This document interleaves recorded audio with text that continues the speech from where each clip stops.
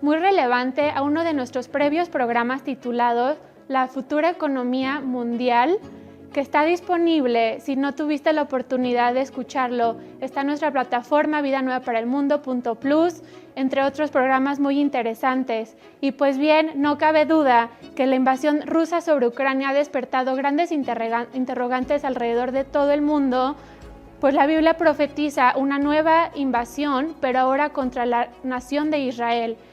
¿Cuándo se estará llevando a cabo esta invasión y qué naciones estarán uniéndose con Rusia? Para ello tenemos el gusto y el honor de tener nuevamente con nosotros al doctor Armando Alducin, quien estará contestando algunas de estas preguntas. Doctor, bienvenido nuevamente.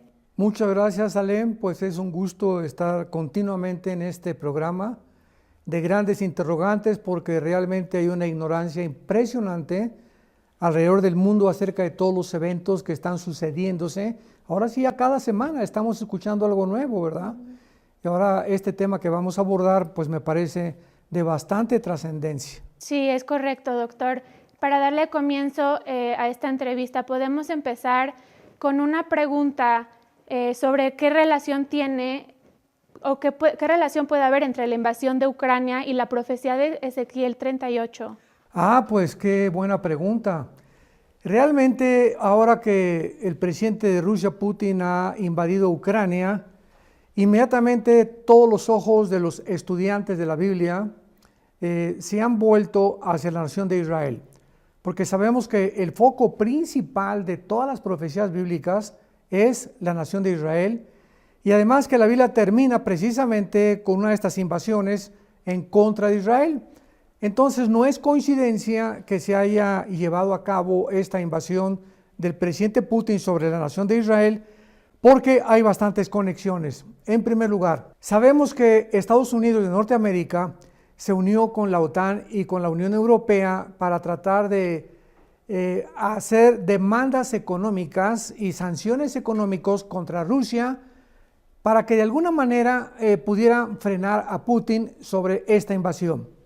Sin embargo, a través de todas estas semanas y días que han transcurrido, nos hemos dado cuenta que estas demandas que se hicieron, las sanciones económicas, no han tenido el resultado que tanto los Estados Unidos, la OTAN y la Unión Europea pensaban tener. Ha sido contraproducente, Salem, completamente. ¿Por qué? Bueno, veamos. En el momento en el que Putin sabe que estas sanciones son contra él, inmediatamente él tiene el control del gas sobre el 65% aproximadamente de las naciones europeas. Y además el conducto que se llama gasoducto Nord Stream 1 y Nord Stream 2, que se suspendió, Alemania lo distribuye, o sea, Rusia envía el gas y Alemania es la nación que se encarga en distribuir el gas en la mayor parte de las naciones de Europa. Entonces, una vez que Alemania supo esto de que había sanciones económicas, mandó en la primera semana mensajes a las naciones europeas, principalmente al presidente de la Unión Europea, de que no contribuyeran con esto, que no se metieran en bloquear los bancos, ni tampoco el SWIFT, que es el medio de transacciones económicas internacionales que se usa para transferencias actualmente en el mundo. Pero pasó el tiempo y la presión contra Alemania vino más grande y renunció Angelita Merkel, que era la antigua primer ministro. Entró este otro hombre, Scholz, que es uno de los más ejecutivos importantes de Alemania, diciendo que Alemania no podía mantenerse a un lado de estas sanciones. Entonces, de alguna manera, ya comenzaron Alemania a aceptar de que podían mandar algo de armamento a Ucrania, la Unión Europea también, y también la OTAN, Estados Unidos. Ya este conflicto se ha incendiado porque ahora Putin se ha dado cuenta de que este armamento que se encuentra ahorita en Ucrania pueden meter misiles nucleares, que esta es toda la razón de la invasión. Cuando Putin escuchó que ya la OTAN estaba extendiéndose al nororiente, que son Lituania, Estonia, Latvia, Finlandia, las naciones que están casi con frontera de Rusia, y que la OTAN estaba a punto ya de hacer que Ucrania se volviera realmente miembro de la OTAN, fue lo que puso los nervios de punta a Putin.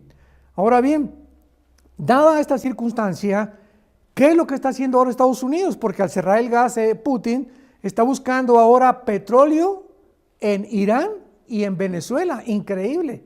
Entonces están recurriendo al gas de petróleo de Venezuela y de Irán para poder suplir el gas, y lo mismo muchas naciones europeas. Además que se prohibió la Unión Europea de que las naciones no compraran el petróleo en rublos, sino que lo continuaran comprando en dólares. Pero muchas naciones europeas se han rebelado contra esta emisión o este mandato de la Unión Europea y están comprando el petróleo en rublos. Y la relación que existe, para concretar tu pregunta, es la siguiente. Es muy interesante que la Biblia profetice que el anticristo va a tener una confederación política de 5 naciones de Europa y 5 naciones del Medio Oriente. Esta confederación política va a tener que llevarse a cabo porque precisamente esta invasión a Ucrania ha puesto en alerta a Europa que no pueden prescindir del petróleo. Y el 65% de las reservas petroleras del mundo se encuentran debajo de Irak, debajo de Irán y debajo de Siria. Entonces el petróleo es una manzana de la discordia importante en el Medio Oriente. Entonces es interesante que ahora Europa va a tener que recurrir al Medio Oriente, tal como la Biblia lo profetizó. O sea, ¿por qué esta unión de 5 naciones de Europa y 5 del Medio Oriente? Ahora comenzamos a entenderlo.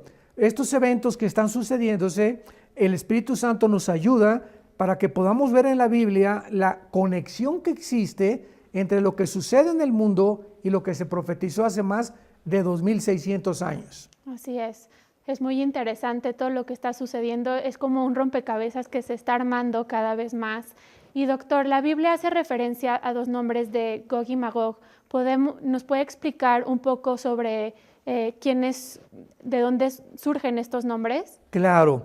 Es interesante también que en la Biblia no encontramos nombres de las naciones que actualmente se mencionan con el nombre que conocemos. A excepción de Persia, por ejemplo, en el versículo 5 de Ezequiel 38, que es una de las naciones que se van a unir a Rusia, Persia le cambió el nombre a Irán, a la República de Irán, la República de Irán en 1935. En 1979 le cambió el nombre a la República Islámica de Irán. Pero las demás naciones que vamos a encontrar como Magog, Mesec y Tubal, no podemos saber dónde se encuentran a menos que la Biblia nos delineara o nos mostrara la región geográfica. Entonces podemos ubicar muchas naciones en la Biblia, no por el nombre, sino por la región geográfica. Por ejemplo, esta invasión comienza diciendo que será un hombre llamado, un título de una persona llamada Rosh o príncipe soberano. Esta palabra Rosh, de ahí se derivó el nombre de Rusia. Y es interesante que se le llama, que está al frente de Gog y Magog.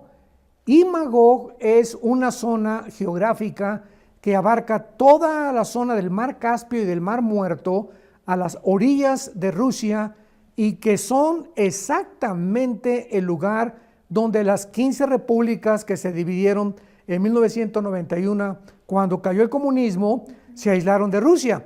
Estamos hablando de que estas 15 repúblicas formaban el 30% del territorio de la antigua Unión Soviética, o la Unión Soviética de Repúblicas Socialistas. Entonces, toda esta zona de Magog comprende esto, y más interesante, involucra a Ucrania. O sea, Ucrania se encuentra dentro de la zona de los magogitas, que descendieron de los escitas, eran tribus, y después vinieron los godos y después los germanos, que fundaron también Alemania. Entonces, podemos saber claramente que geográficamente Rusia es la nación que va a dirigir esta invasión, principalmente por el nombre de Magog. Tenemos también en el versículo 5 del capítulo 38 de Ezequiel el nombre de Persia, que es Irán, Cus y Fut, que en el libro del Génesis, capítulo 10, fueron los hijos de Cam, uno de los hijos de Noé. Y los camitas fundaron todo lo que es el continente africano, los jafetitas todo el continente anglosajón, que es Europa, y los semitas fundaron el Medio Oriente y la Euroasia, que son realmente los asiáticos.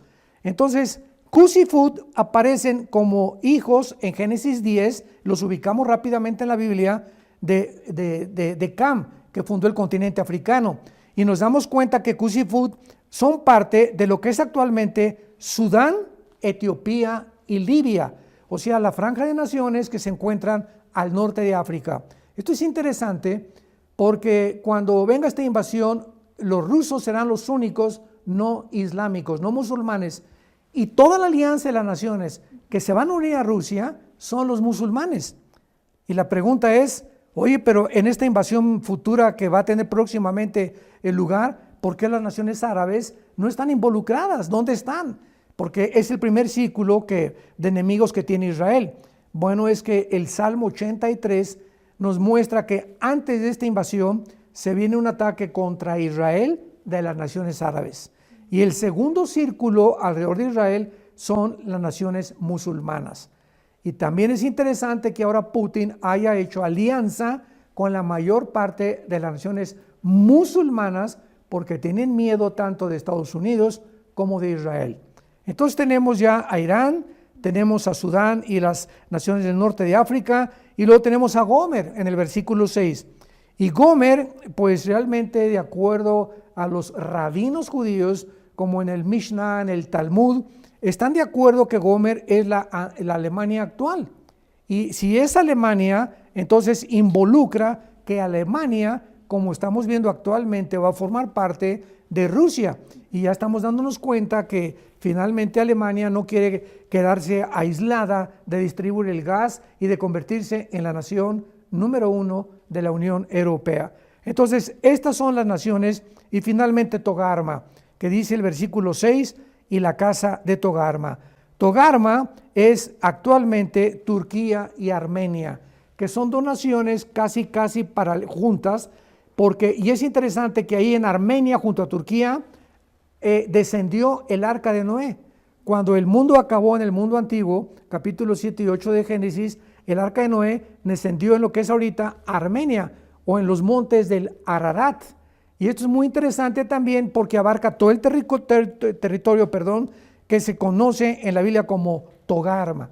Así que estamos hablando que Turquía y Armenia formarán parte también de la invasión rusa en contra de Israel. Wow, entonces todas estas naciones que acaba de mencionar, que previenen de la Biblia directamente, son las naciones que estarán aliadas directamente con Rusia tras esta invasión. Exactamente, son las naciones aliadas a Rusia, y Rusia será el líder, y casi hay bastantes probabilidades de que Putin sea realmente el Gog que se mencionó hace 2600 años. Porque desde que entró Putin en el siglo XXI que nos encontramos, ¿verdad? Ha tenido la idea de volver a restaurar las naciones que se separaron en la caída del comunismo, y ha sido el deseo de su corazón. Entonces hay muchísimas probabilidades, sin caer en un dogmatismo que es él, pero hay un 80% de probabilidades que sea Putin el Gog de la Biblia. Wow, hay un proverbio antiguo que dice: el enemigo de mi enemigo es mi amigo, y creo que es muy relevante a esto porque justo como usted mencionaba, tras la invasión en Ucrania estamos viendo casualmente que todas estas naciones, Rusia junto con Irán, junto con la India, junto con China, están empezando a formar una alianza, ¿verdad? Pues que tienen un enemigo en común, que es el Occidente. Entonces, pues todo esto se está empezando a descifrar cada vez más. ¿Y cómo sabemos que esta invasión va a ser dirigida por Rusia? Porque, como sabemos, la invasión rusa sobre Ucrania pues tuvo el propósito de ocupar territorio y pues prevenir que Ucrania no formara parte de la OTAN, entre otras razones. Pero ¿qué propósito tiene esta invasión sobre la nación de Israel? ¿Qué objetivo tiene o qué intereses tiene Rusia en Israel? Porque se dice que también hay una gran población rusa actualmente en Israel que huyó desde la Unión Soviética, desde la disolución de la Unión Soviética. Entonces, ¿qué intereses o qué objetivos pudiera tener Rusia junto con otras estas naciones que usted acaba de mencionar sobre la nación de Israel? Para que ya no tengamos ninguna duda de que los magogitas es la zona geográfica de Rusia, y para nuestro público respetable que nos escucha y ve en estos programas, podemos decir claramente que es Rusia, porque en Ezequiel 38, versículo 6, dice lo siguiente: Gomer y todas sus tropas, la casa de Togarma, de los confines del norte, y todas sus tropas, muchos pueblos contigo. La palabra confines del norte es la frase hebrea Yereka Sapoun, que significa en lo más remoto del norte. Ahora, si agarramos una regla en un mapa geográfico, yo los invito a cualquiera que hagan esto, y ponemos Jerusalén y una regla hacia el norte va a llegar exactamente a Moscú. No hay nada más arriba de Rusia que Moscú, que Rusia. Entonces, claramente la Biblia nos muestra la región geográfica de donde vendrá la invasión y no hay ningún lugar a dudas de que sea Rusia. Ahora bien, para contestar tu segunda pregunta, ¿qué propósitos tendrá esta invasión? Bueno, sabemos que, por ejemplo, el Mar Muerto tiene más de 7,000 millones de valor en elementos como el azufre, el sodio, etcétera, etcétera, que es un tesoro impresionante que hay ahí en el Mar Muerto. Y aparte el petróleo, que posiblemente se va a descubrir en estos meses, petróleo en Israel.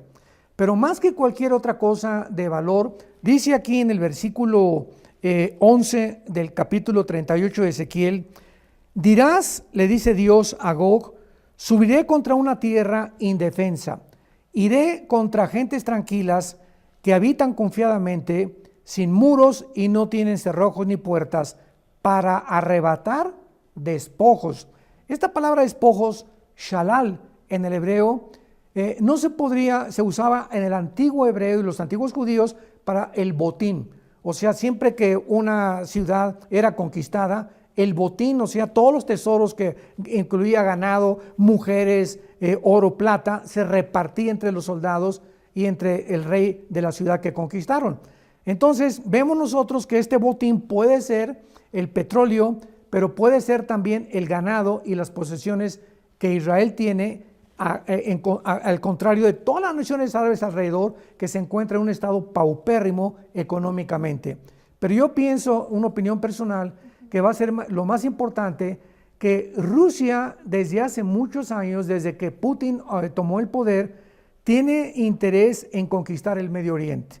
O sea, ahorita primero tiene que conquistar las naciones que están al sur y que fueron quitadas en la caída del comunismo, y ahora que la recupere, en los cuales está Ucrania como punto estratégico, va a tener que voltearse al Medio Oriente, porque el Medio Oriente es el centro y la manzana de la discordia con la nación de Israel. Ahora bien, si Putin y Rusia realmente quieren conquistar el mundo, necesitan conquistar el Medio Oriente, porque el Medio Oriente es Israel, la única ciudad democrática de todas las naciones árabes. Y ninguna nación árabe está contenta todavía. Bueno, hay algunas que ya se están uniendo a Israel, pero Irán principalmente y los grupos terroristas quieren la aniquilación de Israel. Entonces Putin, si llega a conquistar ahorita a Estados Unidos, que es lo más probable, y el control de Europa, se va a venir contra el Medio Oriente. Wow, es súper interesante porque Israel, se dice que en toda la historia nunca ha sido Israel quien ataque primeramente, ¿verdad? Siempre ha sido pues víctima, por decirlo así, de recibir, y muchas veces de manera, preventiva. Doctor, nuestra última pregunta, ¿tenemos algunas indicaciones de cuándo se llevará a cabo esta invasión? Muy interesante. Hay algunos puntos aquí en esta descripción, en estos capítulos de la Biblia, porque el cuándo es la pregunta más importante y la más controversial. Se han dado como 2 o 3 opiniones, que puede ser antes de la tribulación, a la mitad de la tribulación o al final de la tribulación. Inclusive se ha propuesto que también puede ser la invasión durante los primeros 7 años del milenio. Sin embargo, en el capítulo 39 de Ezequiel, dice el versículo 9, que cuando ya se han destruido los ejércitos de una forma sobrenatural por Dios ahí en Israel, los moradores de las ciudades van a salir y encender y quemar las armas, los escudos, los arcos, las saetas, y los quemarán por 7 años. Entonces, no podemos descartar ni hacer a un lado estos 7 años. Si queremos saber cuándo va a ser esta invasión, no puede ser en la tribulación. Porque los 7 años de la tribulación van a ser de persecución.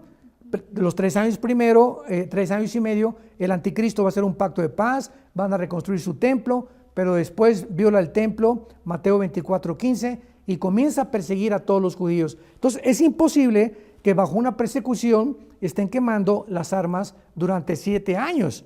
Y además dice aquí, más adelante en el versículo 12, y la casa de Israel estará enterrando los cadáveres por 7 meses para limpiar la tierra. Los enterrará todo el pueblo de la tierra y al cabo de 7 meses harán el reconocimiento. Esto es interesante porque nos damos cuenta que esta guerra va a ser de carácter nuclear. Entonces va a tomar 7 meses a los habitantes que sobrevivan en Israel de estar limpiando y enterrando los cadáveres.